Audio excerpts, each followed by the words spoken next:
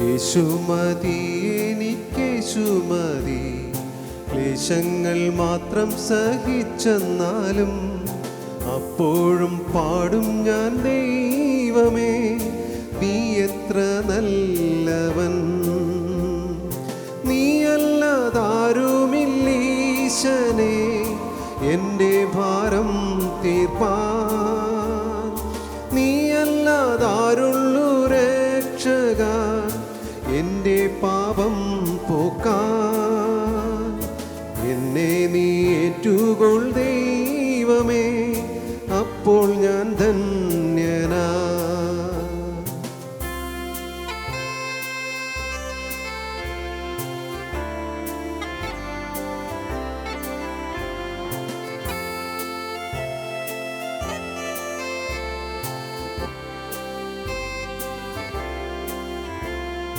ജീവിത ഭാരങ്ങൾ ഏറിയാലും ജീവനാഥൻ കൈവേടിയുകില്ല. എന്നെ നടത്തുവാൻ ശക്തനാം നീ എത്ര നല്ലവൻ. നീയല്ലാതാരുമില്ലീശനെ എൻ്റെ ഭാരം തീർപ്പാൻ.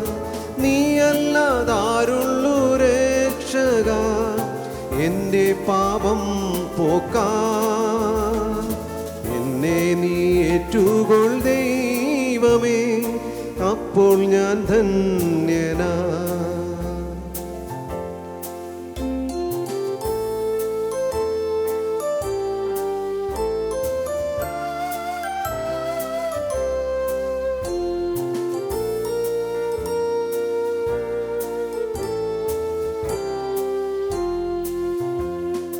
ലോകത്തിലേകനായി തീരുകിലും രോഗത്താൽ ബാധിതനായിടിലും കൈവേടിഞ്ഞിടാത്ത രക്ഷക നീ എത്ര നല്ലവൻ. നീയല്ലാതാരുമില്ലീശനെ എൻ്റെ ഭാരം തീർപ്പാൻ. നീയല്ലാതാരുള്ളു രക്ഷക എൻ്റെ പാപം പോക്കാൻ.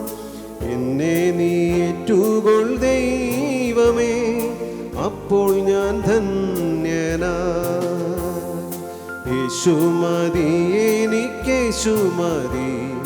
ക്ലേശങ്ങൾ മാത്രം സഹിച്ചെന്നാലും അപ്പോഴും പാടും ഞാൻ, ദൈവമേ നീ എത്ര നല്ലവൻ. ദൈവത്തിൻ്റെ അതിപരിശുദ്ധമായ നാമം വാഴ്ത്തപ്പെടുമാറാകട്ടെ. നല്ലൊരു ദിവസം നമുക്ക് ദൈവം നൽകിയിരിക്കാൽ ഞാൻ ദൈവത്തിന് നന്ദി പറഞ്ഞുകൊള്ളുന്നു. എത്രയോ പേർ ഈ അവസരം ലഭിക്കാതെ ഈ ലോകം വിട്ട് കടന്നു പോകുമ്പോൾ ദൈവം നമ്മെ ഓരോരുത്തരെയും മാറോടണയ്ക്കുന്നതിനായി ഞാൻ ദൈവത്തിന് നന്ദി പറഞ്ഞുകൊള്ളുന്നു.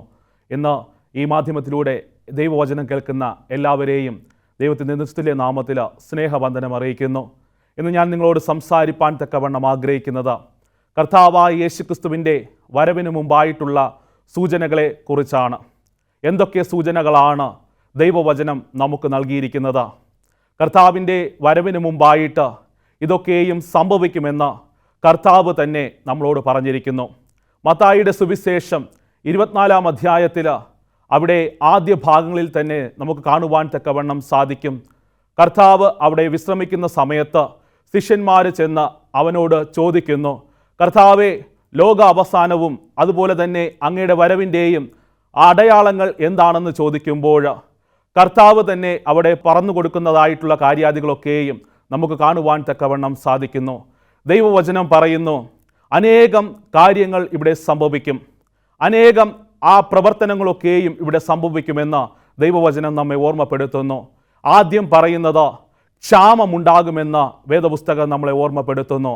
മത്തായിയുടെ സുവിശേഷം 24-ാം അധ്യായം അതിൻ്റെ 7-ാമത്തെ വാക്യം പറയുന്നു, ജാതി ജാതിയോടും രാജ്യം രാജ്യത്തോടും വലിയ ക്ഷാമവും ഭൂകമ്പങ്ങളും ഉണ്ടാകുമെന്ന് വേദപുസ്തകം നമ്മളെ ഓർമ്മപ്പെടുത്തുന്നു. ഇവിടെ നമ്മൾ നോക്കിക്കഴിഞ്ഞാൽ ഏകദേശം 58 മില്യൺ ആളുകളൊക്കെയും ഇപ്പോൾ ദാരിദ്ര്യം അനുഭവിച്ചു കൊണ്ടിരിക്കുന്നതായിട്ടുള്ളൊരു വിശേഷത്തോടുകൂടെയാണ് നമ്മൾ കടന്നു പോകുന്നത്. എന്ത് സ്ഥിതിവിശേഷങ്ങളാണ് നമുക്ക് നൽകിയിരിക്കുന്നത്? അനേകം കാര്യങ്ങൾ ഇന്ന് ലോകത്തിൽ നടമാടിക്കൊണ്ടിരിക്കുന്നു. ദാരിദ്ര്യത്തിൻ്റെ പടുകുഴിയിലേക്ക് കടന്നു പോകുന്ന വ്യക്തികളെ നമുക്ക് കാണുവാൻ തക്കവണ്ണം സാധിക്കുന്നു. എല്ലാവരും മൈക്രോ ഫിനാൻസുകളൊക്കെയും എടുത്ത് വളരെയധികം കടബാധ്യതയിൽ മുങ്ങി നിറഞ്ഞുകൊണ്ട് ആത്മഹത്യയിലേക്ക് കടന്നു പോകുന്നത് നമ്മൾ കാണുവാൻ തക്കവണ്ണം സാധ്യമാകുന്നു. മാധ്യമങ്ങളൊക്കെയും അത് റിപ്പോർട്ട് ചെയ്യുമ്പോൾ കർത്താവിൻ്റെ വരവ് ഏറ്റവും അടുത്തിരിക്കുന്നതായിട്ട് നമുക്ക് കാണുവാൻ തക്കവണ്ണം സാധിക്കുന്നു. ആഫ്രിക്കൻ വനാന്തരങ്ങളിലേക്ക്, ആഫ്രിക്കൻ രാജ്യത്തിലേക്ക് നമ്മൾ നോക്കിക്കഴിഞ്ഞാൽ കുഞ്ഞുങ്ങളൊക്കെയും പട്ടിണി കാരണം മരിച്ചു വീഴുന്നതായിട്ടുള്ളൊരു അനുഭവം നമുക്ക് കാണുവാൻ തക്കവണ്ണം സാധിക്കുന്നു. അനേകം ആളുകൾ മരണപ്പെട്ടുകൊണ്ടിരിക്കുന്നു. ഏകദേശം 1,60,000 ആളുകളൊക്കെയും ഇപ്പോൾ ഓരോ ദിവസവും മരണപ്പെട്ടുകൊണ്ടിരിക്കുന്നു എന്നാണ് കണക്കുകൾ സൂചിപ്പിക്കുന്നത്. ഇതൊക്കെയും ഈറ്റുനോവിൻ്റെ ആരംഭമെന്ന് വേദപുസ്തകം നമ്മളെ ഓർമ്മപ്പെടുത്തുന്നു. അപ്രകാരം വേദപുസ്തകം ഓർമ്മപ്പെടുത്തുമ്പോഴും ഈ അവസരങ്ങളൊക്കെയും നാം തക്കത്തിൽ ഉപയോഗിച്ചു കൊള്ളണം. ഇവിടെ എഫെസ്യർക്കെഴുതിയ ലേഖനം 5-ാം അധ്യായം അതിൻ്റെ 16-ാമത്തെ വാക്യം ഇപ്രകാരം പറയുന്നു: ഇത് ദുഷ്കാലമാകയാൽ സമയം തക്കത്തിൽ ഉപയോഗിച്ചു കൊള്ളുക.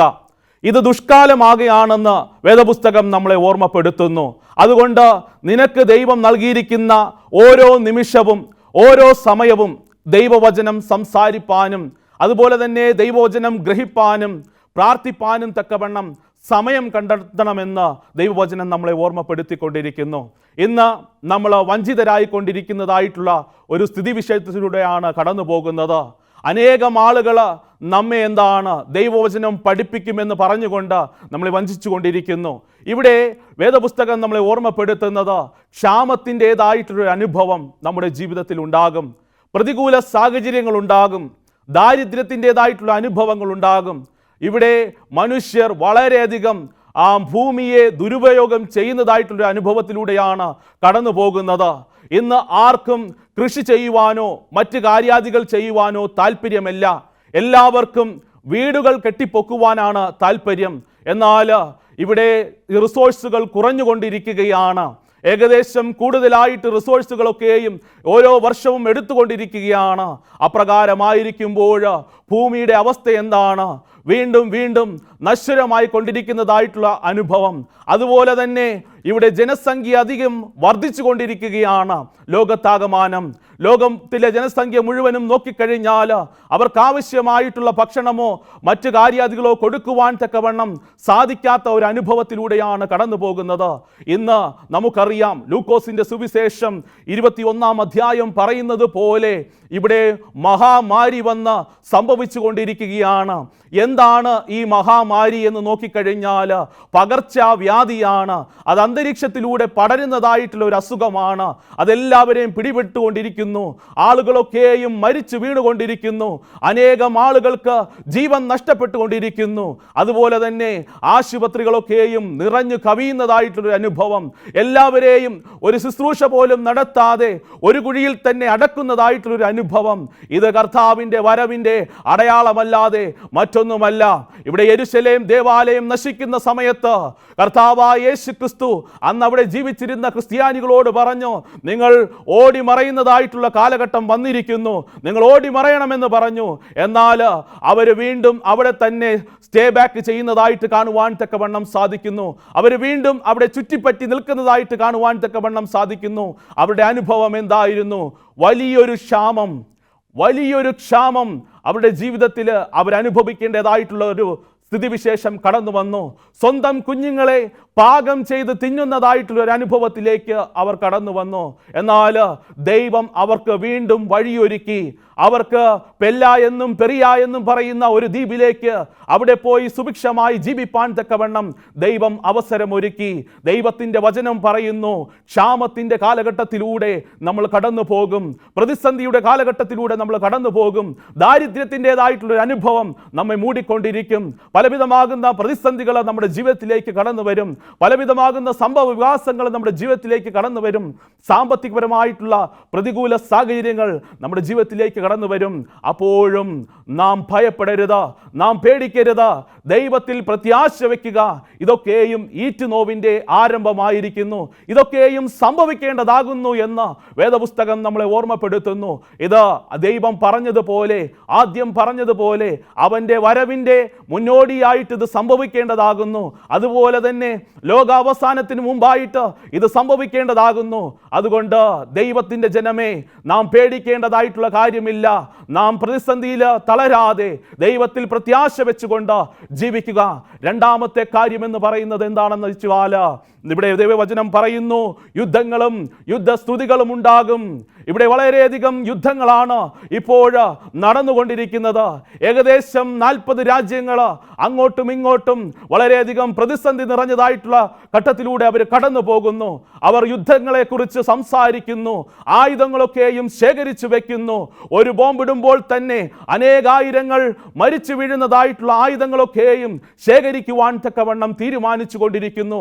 അതുപോലെ തന്നെ പുതിയ പുതിയ ഫ്ലൈറ്റുകൾ അവർ വാങ്ങിക്കുന്നു, യുദ്ധവിമാനങ്ങൾ വാങ്ങിക്കുന്നു, യുദ്ധക്കപ്പലുകൾ വാങ്ങിക്കുന്നു, ആയുധങ്ങളും വെടിക്കോപ്പുകളും അവരുടെ ആയുധശാലകളിൽ നിറയ്ക്കുന്നു. എന്തിനു വേണ്ടിയാണ്? യുദ്ധത്തിനും യുദ്ധശ്രുതികളും കേൾക്കുമെന്ന് വേദപുസ്തകം നമ്മളെ ഓർമ്മപ്പെടുത്തുന്നു. എന്തിനു വേണ്ടിയാണ് അവർ പ്രകാരം ആയുധങ്ങൾ ശേഖരിക്കുന്നത്? യുദ്ധത്തിനു വേണ്ടി തന്നെയാണ്. അനേകം ആയിരങ്ങളെ കൊന്നൊടുക്കുന്നതിന് വേണ്ടിയാണ്. എന്നാൽ അവർക്ക് സമാധാനം ലഭിക്കുമോ? അവർക്ക് ദിവ്യ സമാധാനം ലഭിപ്പാൻ തക്കവണ്ണം സാധ്യമാകുമോ? ഇപ്രകാരം യുദ്ധങ്ങൾ വരുമ്പോൾ നാം പേടിക്കേണ്ട കാര്യമില്ല, ഭയപ്പെടേണ്ട കാര്യമില്ല. ദൈവത്തിൽ പ്രത്യാശ വെച്ചുകൊണ്ട് ജീവിക്കുക. ഇവിടെ അനേകം അഭയാർത്ഥികൾ അവരുടെ ജീവിതങ്ങളെ വിട്ടിട്ട്, അവരുടെ രാജ്യത്തെ വിട്ടിട്ട് അനേകം ആയിരങ്ങൾ പലായനം ചെയ്യുന്നതായിട്ടുള്ള ഒരു അനുഭവം നമുക്ക് കാണുവാൻ തക്കവണ്ണം സാധിക്കുന്നു. അനേകം ആയിരങ്ങൾ മറ്റു രാജ്യങ്ങളിലേക്ക് കടന്നു പോകുന്നതായിട്ടുള്ളൊരു അനുഭവം നമുക്ക് കാണുവാൻ തക്കവണ്ണം സാധിക്കുന്നു. എന്തിൻ്റെ പേരിലാണ്? കാരണം യുദ്ധങ്ങളും യുദ്ധശ്രുതികളും ഉണ്ടാകുന്നു. ഇവിടെ അപ്രകാരമായിരിക്കുമ്പോഴും യെശയ്യാ പ്രവചനം പറയുന്നു, കർത്താവിൻ്റെ വരവിന് വേണ്ടി കാത്തിരിക്കുന്ന മക്കളെ ദൈവം ശക്തിപ്പെടുത്തും. അവർ കഴുകന്മാരെ പോലെ ചിറകടിച്ച് ഉയർന്ന് പറക്കുമെന്ന് വേദപുസ്തകം നമ്മളെ ഓർമ്മപ്പെടുത്തുന്നു. അവരൊരിക്കലും തളർന്നു പോകുകയില്ല, അവരൊരിക്കലും ഭീതിയിൽ ആഴ്ന്നു പോകുകയില്ല. അവരെ ഓരോ നിമിഷവും ശക്തിപ്പെടുത്തുന്ന കർത്താവ് അവരെ ശക്തിപ്പെടുത്തുമെന്ന് വേദപുസ്തകം നമ്മളെ ഓർമ്മപ്പെടുത്തുന്നു. ദൈവത്തിൻ്റെ ജനമേ, നാം പേടിക്കേണ്ട കാര്യമില്ല. യുദ്ധങ്ങളും യുദ്ധശ്രുതികളും ഉണ്ടാകുമ്പോൾ നാം ഭയപ്പെടേണ്ട കാര്യമില്ല. രാജ്യങ്ങൾ തമ്മിൽ കൊമ്പുകോർക്കുമ്പോൾ നാം ഭയപ്പെടേണ്ട കാര്യമില്ല. നാം ഭയപ്പെടാതെ ദൈവസന്നിധിയിൽ നമ്മെ തന്നെ ഭരമേൽപ്പിച്ചുകൊണ്ട് അന്ത്യത്തോളം ജീവിപ്പാനാണ് ദൈവം നമ്മെ പഠിപ്പിച്ചിരിക്കുന്നത്.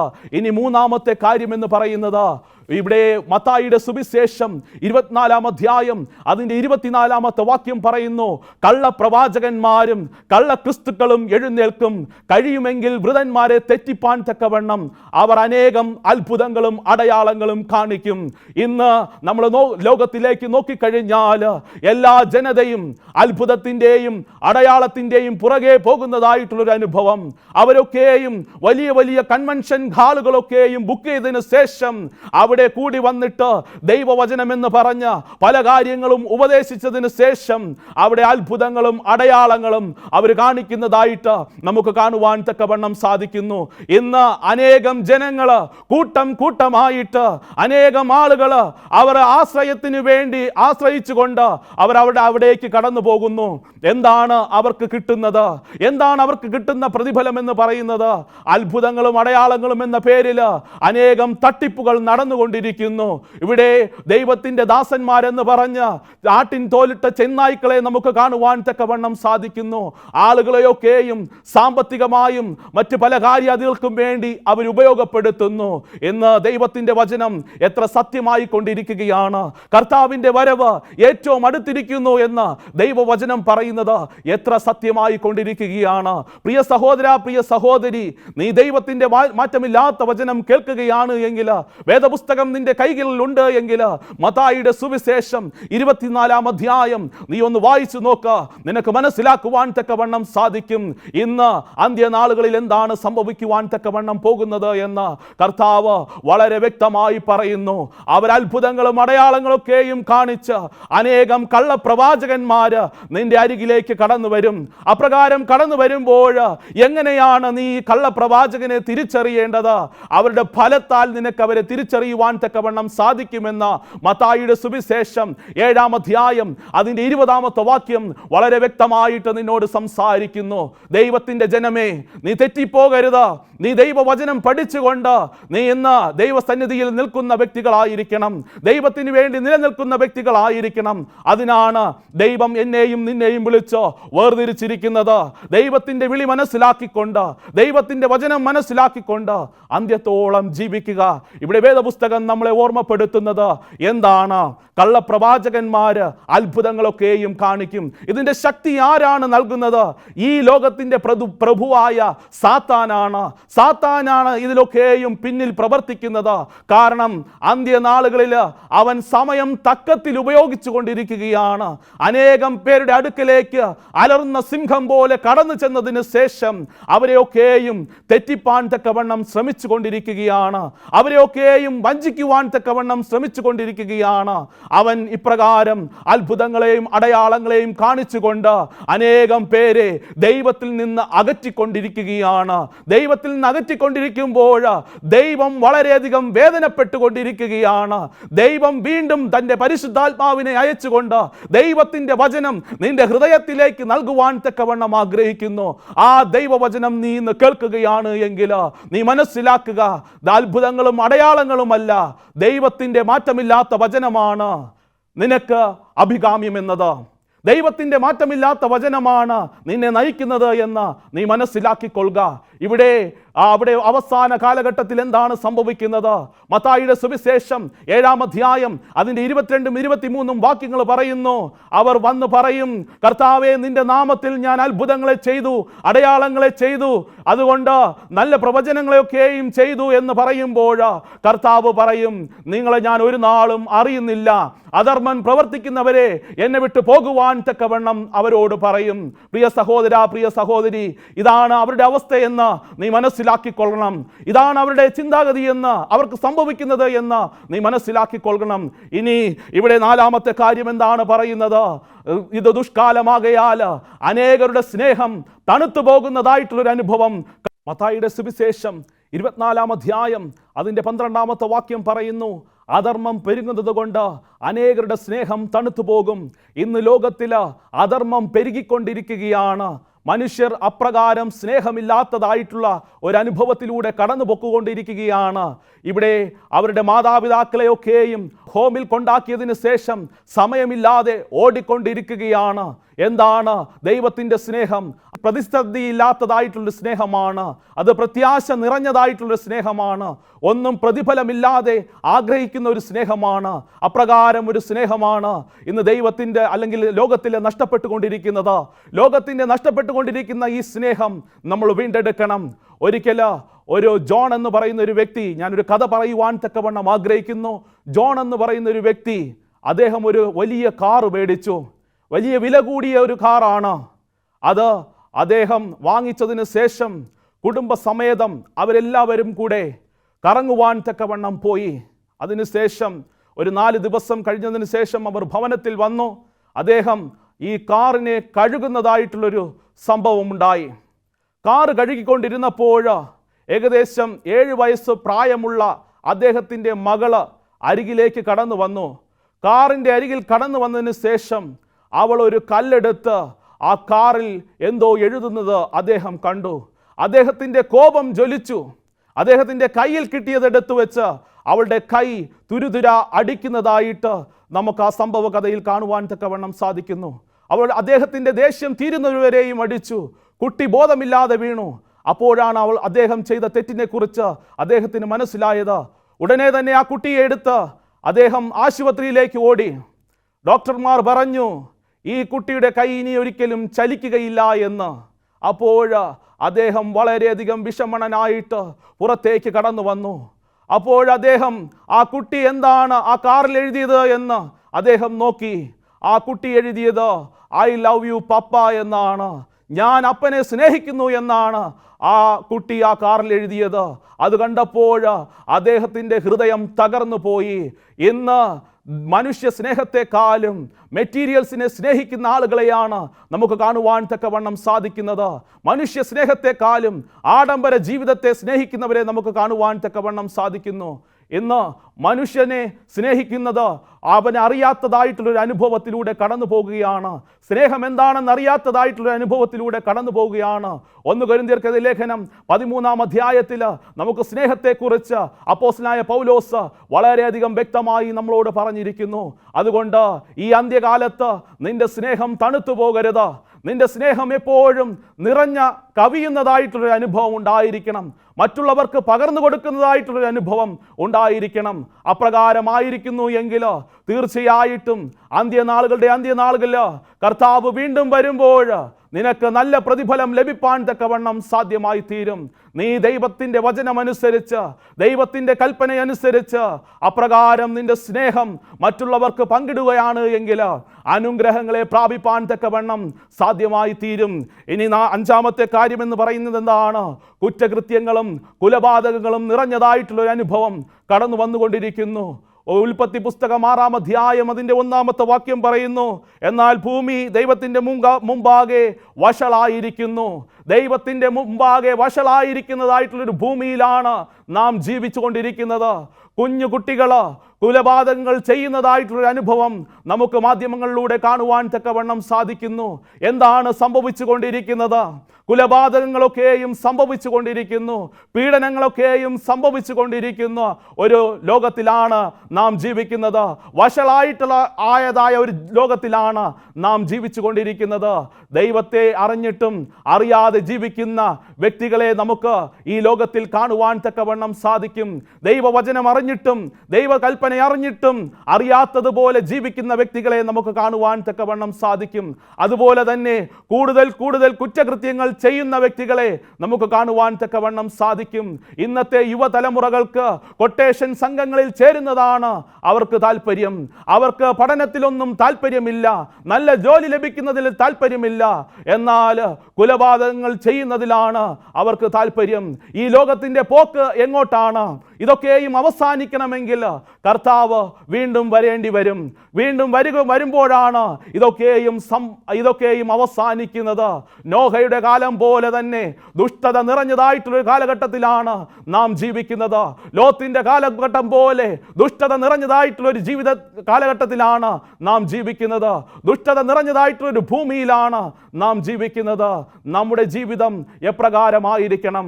നാം ദൈവത്തെ അറിഞ്ഞുകൊണ്ട്, ദൈവത്തിൻ്റെ വചനം അറിഞ്ഞുകൊണ്ട് ദൈവത്തിന് വേണ്ടി ജീവിക്കുന്ന പൈതങ്ങളായിരിക്കണം. ദൈവത്തിൻ്റെ ഈ അന്ത്യനാളുകളിൽ വരുവാൻ പോകുന്ന ഈ കാര്യാദികളൊക്കെയും നാം മനസ്സിലാക്കിക്കൊണ്ട്, അന്ത്യനാളുകളിൽ കർത്താവിൻ്റെ വരവിൻ്റെ അടയാളങ്ങളെ നാം മനസ്സിലാക്കിക്കൊണ്ട് അതിനുവേണ്ടി ഒരുങ്ങിയിരിക്കുന്നവരായിരിക്കണം. എണ്ണയാകുന്ന പരിശുദ്ധാത്മാവ് അനുദിനം സേവിക്കുന്ന വ്യക്തികളായിരിക്കണം. നാം പരിശുദ്ധാത്മാവിനെ പ്രാപിക്കുവാൻ തക്കവണ്ണം പോകുമ്പോൾ ദൈവവചനം പറയുന്നു, നീ എത്ര ചോദിച്ചാലും അതിലുപരിയായിട്ട് ദൈവം പരിശുദ്ധാത്മാവിനെ നിനക്ക് നൽകും. അവൻ നിന്നെ നന്മ തിന്മകളെ തിരിച്ചറിഞ്ഞ് നന്മയുടെ പാതയിൽ നടത്തും. അപ്രകാരം നന്മയുടെ പാതയിൽ നടക്കുവാൻ തക്കവണ്ണം ദൈവം നിന്നെ വിളിച്ചുകൊണ്ടിരിക്കുന്നു. ഇവിടെ നമുക്കറിയാം, നമ്മുടെ ജീവിതത്തിൻ്റെ കപ്പൽ എന്ന് പറയുന്നത് കർത്താവായ യേശു ക്രിസ്തുവാണ്. ആ കപ്പലിൻ്റെ നങ്കൂരം എന്ന് പറയുന്നത് കർത്താവായ യേശു ക്രിസ്തുവാണ്. ആ നങ്കൂരം നാം എവിടെയാണ് ഇടേണ്ടത്? അത് ഉറപ്പുള്ള പാറയായ കർത്താവായ യേശു ക്രിസ്തുവിലാണ്. അത് ഉറപ്പുള്ള പാറയിൽ ഇരിക്കുമ്പോൾ ആ ബോട്ട് ആടി ഉലയാതെ അവൻ നോക്കിക്കൊള്ളും. എത്ര കാറ്റടിച്ചിരുന്നാലും, എത്ര പ്രതിസന്ധികൾ വന്നിരുന്നാലും, എത്ര അലയൊളികൾ വന്നിരുന്നാലും ഇതൊക്കെയും സംഭവിക്കുന്നതായിട്ടുള്ള കാലഘട്ടം വരും. അപ്പോഴും നിന്റെ ബോട്ട്, ജീവിതമാകുന്ന ബോട്ട് ആടി ഉലയുകയില്ല. കാരണം നിന്റെ നങ്കൂരം നീ ഇട്ടിരിക്കുന്നത് വളരെ ശക്തമായിട്ടുള്ള ഒരു പാറയിലാണ്. അത് കർത്താവായ യേശു ക്രിസ്തുവാണ്. കർത്താവായ യേശു ക്രിസ്തുവിൽ നിന്റെ ജീവിതമാകുന്ന നങ്കൂരമിടുമ്പോൾ എത്ര പ്രതിസന്ധികൾ വന്നിരുന്നാലും, ഏത് പ്രതികൂലം വന്നിരുന്നാലും നിന്നെ തളരാതെ അവൻ നടത്തിക്കൊള്ളും. നിന്റെ ബോട്ട് ചന്തോമുചിതവുമായിട്ട് അവൻ നീക്കിക്കൊള്ളും. അവൻ തന്നെ കപ്പിത്താനായിരുന്നു കൊണ്ട് അവൻ നിന്നെ നയിച്ചുകൊള്ളും. അവൻ നിന്നെ വചനങ്ങളെ പഠിപ്പിച്ചുകൊണ്ട് അന്ത്യത്തോളം വഴി നടത്തും എന്ന് വേദപുസ്തകം നമ്മളെ ഓർമ്മപ്പെടുത്തുന്നു. പ്രിയ സഹോദര, പ്രിയ സഹോദരി, നിന്റെ ജീവിതത്തിൽ പ്രതിസന്ധികൾ നിറഞ്ഞതായിട്ടുള്ളൊരു അനുഭവമാണ് ഉണ്ട് എങ്കിൽ, ദാരിദ്ര്യം നിറഞ്ഞതായിട്ടുള്ളൊരു അനുഭവമാണ് ഉണ്ട് എങ്കിൽ, ക്ഷാമം നിറഞ്ഞതായിട്ടുള്ളൊരു അനുഭവമാണ് ഉണ്ട് എങ്കിൽ, നീ ഭാരപ്പെടേണ്ട കാര്യമില്ല, പ്രയാസപ്പെടേണ്ടതായിട്ടുള്ള കാര്യമില്ല. നിന്നെ കരുതുന്ന ദൈവത്തിൻ്റെ കരങ്ങളിലേക്ക് നിന്നെ തന്നെ സമർപ്പിക്കുക. ഈ അന്ത്യകാലത്ത് പ്രതിസന്ധികളൊക്കെയും കടന്നു വരും. നിന്റെ നങ്കൂരം എവിടെയാണ് എന്ന് നീ ഓർത്തുകൊള്ളുക. പ്രത്യാശയോടുകൂടെ തന്നെ ആയിരിക്കുക. ഇവിടെ ബോംബെയിൽ ഒരു നഗരത്തിൽ ഒരു കപ്പലിൻ്റെ ആ ഒരു ബ്രിഡ്ജിന് അവരൊരു 6 നങ്കൂരം ഇട്ടിരുന്നു. ഏകദേശം ഈ 6 നങ്കൂരങ്ങളും കാറ്റടിച്ചപ്പോൾ പൊട്ടിപ്പോകുന്നതായിട്ടുള്ളൊരു അനുഭവം കടന്നു വന്നു. തിരമാലകൾ ആഞ്ഞടിച്ചപ്പോൾ ആളുകൾ തറയിൽ വീഴുന്നതായിട്ടുള്ളൊരു അനുഭവം വന്നു. ആളുകളൊക്കെയും മരണപ്പെടുന്നതായിട്ടുള്ളൊരു അനുഭവം കടന്നു വന്നു. കാരണം ഈ ലോകത്തിൻ്റെ നങ്കൂരമൊക്കെയും പൊട്ടിപ്പോകുന്നതായിരിക്കും. അല്ലെങ്കിൽ ഈ ലോകത്തിൻ്റെ നങ്കൂരമൊക്കെയും ഇട്ടിരിക്കുന്നത് അത്ര ശക്തിയില്ലാത്ത സ്ഥലങ്ങളിലായിരിക്കും. എന്നാൽ നിന്റെ ആത്മീയമായിട്ടുള്ള നങ്കൂരം നീ ഇടേണ്ടത് കർത്താവായ യേശു ക്രിസ്തുവാകുന്ന പാറയിലാണ്. അപ്രകാരം കർത്താവായ യേശു ക്രിസ്തുവാകുന്ന പാറയിൽ നിന്റെ ആത്മീയ ഭവനം പണിത് കഴിഞ്ഞാൽ അതൊരിക്കലും വീണു പോകുകയില്ല. അതൊരിക്കലും കാറ്റത്ത് ആടി ഉലയുകയില്ല. അതെപ്പോഴും നിന്നെ നടത്തിക്കൊണ്ടിരിക്കും. അതെപ്പോഴും നിന്നെ അനുദിനം വഴി നടത്തിക്കൊണ്ടിരിക്കും. നീ അപ്രകാരമായിരിക്കുമ്പോൾ ദൈവം നിന്നെ ഓരോരുത്തരെയും ധാരാളമായി അനുഗ്രഹിക്കുമാറാകട്ടെ. ഈ വചനങ്ങളെ നീ അറിഞ്ഞുകൊള്ളുക. ഈ അന്ത്യനാളുകളിൽ ഇപ്രകാരമുള്ള സൂചനകൾ ദൈവം തരുമ്പോൾ നീ അപ്രകാരം ദൈവത്തിന് വേണ്ടി സമർപ്പിക്കുന്ന വ്യക്തികളായിരിക്കണം. ഈ വചനം അറിഞ്ഞുകൊണ്ട് മറ്റുള്ളവർക്ക് പകർന്നു കൊടുക്കുന്ന വ്യക്തികളായിരിക്കണം. ദൈവം നമ്മെ ധാരാളമായി അനുഗ്രഹിക്കുമാറാകട്ടെ. ആമേൻ. നമുക്ക് പ്രാർത്ഥിക്കാം. ഞങ്ങളെ അതിവാത്സല്യമായി സ്നേഹിക്കുന്ന ഞങ്ങളുടെ കർത്താവേ, ഇന്ന് ദൈവമേ അങ്ങയുടെ അന്ത്യനാളുകളുടെ സൂചനകളെക്കുറിച്ച്, അങ്ങയുടെ വരവിൻ്റെ സൂചനകളെക്കുറിച്ച് ഞങ്ങൾ പഠിച്ചല്ലോ കർത്താവേ. അപ്രകാരം ഈ വചനം ഞങ്ങളുടെ ഹൃദയത്തിൽ ഭരിക്കുകയും അപ്രകാരം ഈ വചനം ഞങ്ങളുടെ ഹൃദയത്തിൽ പ്രാവർത്തികമാക്കുകയും ഞങ്ങളുടെ ജീവിതത്തിൽ ദൈവമേ അതൊരു നാഴികക്കല്ലായിരിക്കാനും തക്കവണ്ണം അങ്ങ് സഹായിക്കണം. ഈ മാധ്യമത്തിലൂടെ അടിയനെ ശ്രവിച്ച എല്ലാ ജനങ്ങളെയും അങ്ങ് അനുഗ്രഹിക്കുമാറാണമേ കർത്താവേ. അവർക്ക് പുതിയൊരു ജീവിതം ഉണ്ടാകുവാൻ തക്കവണ്ണം അങ്ങ് സഹായിക്കണം. ഈ അന്ത്യനാളുകളുടെ ഈ കാര്യാദികളൊക്കെയും അറിയുമ്പോൾ കൂടുതൽ ഊർജ്ജസ്വലതയോടുകൂടെ തന്നെ അവരായിരിക്കാൻ തക്കവണ്ണം അങ്ങ് സഹായിക്കണം. കൂടുതലായിട്ട് ദൈവവചനം പഠിപ്പാൻ തക്കവണ്ണം അങ്ങ് ഇടപെടണം. മാനവും മഹത്വവും അങ്ങ് എടുക്കണം. യേശുവിൻ്റെ നാമത്തിൽ തന്നെ. ആമേൻ.